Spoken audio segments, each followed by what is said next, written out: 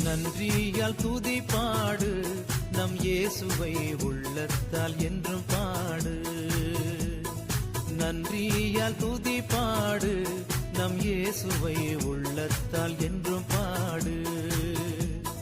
வல்லவர் நல்லவர் போதுமானவர், வார்த்தையில் உண்மையுள்ளவர்.